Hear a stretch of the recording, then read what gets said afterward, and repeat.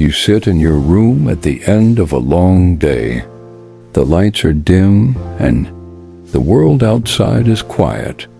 But inside your head there is a storm. Thoughts swirl. Some about what happened today, some about what might go wrong tomorrow. You try to close your eyes, but your mind refuses to rest. It's not loud, not violent, just full, too full. We call it overthinking, but what it really is a kind of drowning in our own expectations, fears, and imagined futures, drowning in things that haven't even happened. You think you're solving problems, but you're actually rehearsing your anxieties. You think you're being responsible, but you're really exhausting your spirit. Have you ever watched a glass of water with too much stirred into it? Tea leaves, sugar, lemon, until it's cloudy, murky, unsettled. That's the mind of someone who cannot let go. That's the mind of many of us today.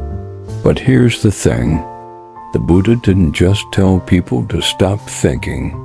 He taught them how to understand thought itself, not as a villain to be slain, but as a wave to be observed, a cloud to be watched drift across the sky. In a world that tells you to do more, fix more, chase more, Buddhism offers something quietly radical, the permission to let go, not give up, not run away, just release. Not everything in the mind needs to be answered. Some things only need to be witnessed. Some of the wisest people in history did not gain their clarity by thinking harder, but by thinking less, by seeing more clearly. Stillness is not the absence of thought. It is the clarity of presence. Tonight I want to walk with you through a story about noise, silence, and a man who spoke without words. You'll see what he found, not in the noise of his thoughts, but in the space between them. The silent monk. There once was a man who traveled far across mountains and valleys, searching for peace. He had a good life by most standards, wealth, family, a stable career. But his heart was restless. Every night he lay awake thinking, was he making the right decisions? Had he hurt someone with his words? What if he failed tomorrow? What if something bad happened to his children? His friends called him wise, but inside he felt broken. He read books, attended workshops, listened to famous speakers. Their words made sense in the moment, but like water through his fingers, the calm always slipped away. One day someone told him about a monastery hidden in the forest. They said there was a monk there, an old one who hadn't spoken a word in many years, yet people left him with a peace they couldn't explain. Skeptical but desperate, the man set out to find him. He walked through a dense forest where the only sound was the wind, weaving through the trees. Finally, after a long climb, he reached a simple temple built of stone and silence. The monk sat under a Bodhi tree, legs crossed, eyes open, but still, as if listening to something the world had forgotten how to hear. The man approached. He bowed. He began to speak, explaining his worries, his guilt, his racing thoughts, his questions. He spoke for a long time, and all the while, the monk said nothing. He only looked at him, not judging, not fixing, just present. The man began to weep. He didn't know why. No one had touched him. Number one had told him anything. But in that silence, something heavy began to melt. He sat next to the monk for hours. No questions, no teachings, just the breath, the breeze, the heartbeat of the earth. When he left the next morning, he didn't have answers, but he had space. The silence had shown him something, that maybe it wasn't answers he was missing. Maybe it was room. Maybe his mind was too full for peace to enter. And maybe silence was not empty. Maybe silence was full of something deeper than words. He never heard the monk speak, but he heard something far more important. Emptiness is not nothingness. Many people misunderstand the word emptiness in Buddhism. They hear it and think it means void, a hollow space, a kind of nothingness, something cold, hopeless, lonely. But that's not what the Buddha meant. Emptiness and yet is not the absence of meaning. It is the absence of illusion. It's like this. Imagine holding a clay bowl. It's useful not because of the clay that forms it, but because of the empty space inside. Without that space, it cannot hold anything. It is the emptiness that gives it purpose. In the same way, our minds are meant to hold awareness, not clutter. Buddhism teaches that everything we grasp, our titles, our beliefs, our fears, even our sense of self, is not as solid as it seems. They arise, change, and pass like waves on the sea. To say something is empty is not to say it is meaningless. It's to say it is fluid, impermanent, not to be clung to. Think of your thoughts. You believe they are real, permanent, yours. But they come and go. You can't even control which one shows up next. You are not your thoughts. When you see that clearly, something softens. The panic fades. The overthinking quiets, not because you solved every problem, but because you realize you don't have to hold on so tightly. When you cling to every idea, every judgment, every worry, you fill the bowl until it overflows. But if you empty it just a little, there's space for breath, for clarity, for peace. Emptiness is not a lack. It is an invitation, an openness, a reminder that you don't have to carry everything. And perhaps the most compassionate thing you can do for yourself is to set something down. The glass is already broken. There is a story often told in Buddhist circles about a monk and his favorite glass. It was a simple cup, nothing special to look at.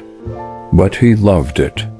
He drank from it mindfully every day, noticing the coolness of the water, the smoothness of the rim, the way sunlight sparkled through it in the morning.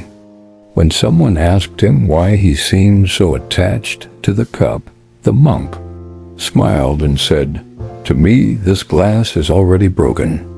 He didn't mean he expected to shatter it tomorrow. He meant he understood its nature. One day it would fall, or crack, or simply be lost. That's just the way of things. And because he accepted that truth, because he saw its impermanence clearly, he didn't fear its loss. In fact, it made him cherish it even more. This is the paradox of attachment. The more we cling to something as permanent, the more fear we invite. Fear of change, fear of loss, fear of the future. You overthink because you want things to last, to stay certain, to remain within your control. But the truth is, everything you hold will change. Relationships evolve. Jobs come and go. Bodies age.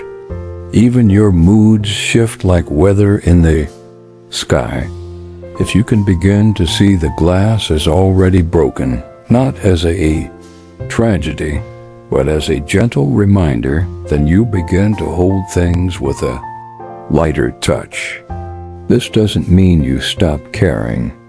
On the contrary, you care more, deeply, because you know each moment is precious, each breath unrepeatable. When you stop clinging to the illusion of permanence, you create space. And in that space, the mind doesn't need to rehearse every possible outcome. It simply becomes present.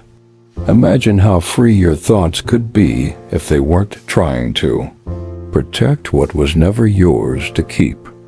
That is the beginning of peace. Overthinking and the ego. Why do we overthink? It's not just habit. It's identity. You see, the ego, that small voice that says me, mine, I, must, is deeply invested in control. It wants to protect you, to build you up, to define you. But it also fears loss, rejection, uncertainty. So it talks, and talks, and talks. Overthinking is the ego's way of feeling useful. It believes that if it can just analyze enough, anticipate enough, prepare enough, then you be safe, that life will finally make sense. But what the ego doesn't understand is this: safety isn't found in control. It's found in surrender. The Buddha taught that clinging to a fixed sense of self, a story about who we are, is one of the roots of suffering. When we think, I must succeed, I must be loved, I must never make mistakes, we build a fragile house made of glass, and every unexpected gust of life threatens to shatter it. So we overthink as a kind of reinforcement. We replay conversations, plan 5 steps ahead, imagine worst-case scenarios. Not because we're weak, but because we're trying to protect a version of ourselves we think is real. But that version is just a mask. Underneath the mask is something softer, quieter, more spacious. The truth is, your worth isn't in how perfectly you think things through. It isn't in how flawless your life looks from the outside. It's in your presence, your kindness, your awareness. Ego says, fix it. Wisdom says, feel it. Ego says, control.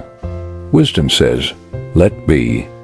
When you become aware of the ego's chatter, not to judge it, but simply to see it, it begins to loosen. Like mist in morning light, it fades. When you stop believing every word it says, you are not your thoughts. You are the awareness that sees them. And from that place, peace isn't something you find. It's something you remember. Letting go, living light. There is a moment on every spiritual path when you realize you don't have to carry it all. Not the pain, not the pressure, not the performance. Letting go doesn't mean losing. It means choosing. Choosing not to be ruled by fear. Choosing not to be defined by your past. Choosing not to let the future rob you of this moment. The Buddha once said, you can only lose what you cling to. And most of us cling to everything. Our image, our worries, our need to be right, to be safe, to be enough. But what if enough was already here?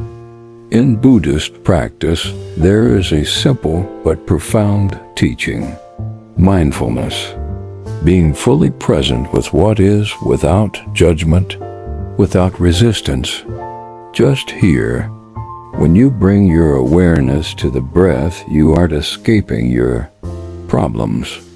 You're remembering what it feels like to simply be. Try this now. Breathe in gently. Feel the air enter. Now breathe out slowly. Let go of tension. Again. No goal. No analysis. Just breath. This is the doorway. Not dramatic, not loud, but quietly powerful. In mindfulness, you begin to see your thoughts like birds flying through the sky. You don't have to chase them. You just notice, and in that noticing, something shifts. The grip loosens. The sky clears. Suddenly, you're not in a war with your mind. You're simply walking beside it. Letting go doesn't mean you stop caring. It means you stop clinging. You still act. You still love. But you do it with open hands. And when your hands are open, they're ready to receive what life offers. Unexpected joy, gentle insight, moments of peace you didn't know you needed. Living light doesn't mean living small. It means living free. One moment, one truth. So much of our pain comes from trying to live 1,000 moments at once. We relive what we said last week. We fear what might happen next month. We carry conversations, regrets, ambitions all at once. But the truth? Life only ever comes to you one moment at a time. Just one.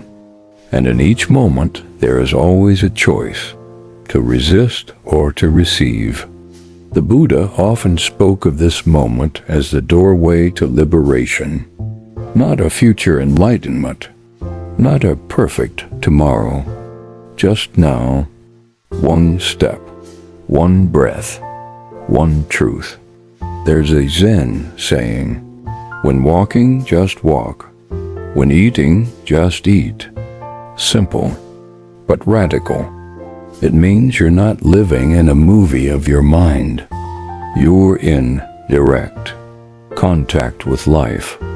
The feel of the ground underfoot. The warmth of tea in your hand. The kindness in a stranger's eyes. You don't have to fix everything tonight. You don't need to solve the universe in your head.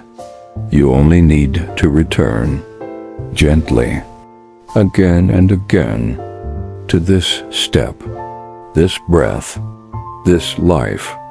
Overthinking says, not yet, not good enough. Emptiness whispers, this is enough. Just this. As the night deepens and your thoughts begin to soften, remember, you are not behind. You are not broken. You are already on the path. There's nothing more to become, only more to remember. In silence you find space. In space you find truth. And in truth you find your own deep, unshakable peace. Let the thoughts come and go. Let the breath be your anchor. Let this moment be enough. Sleep well, dear one. You are already home.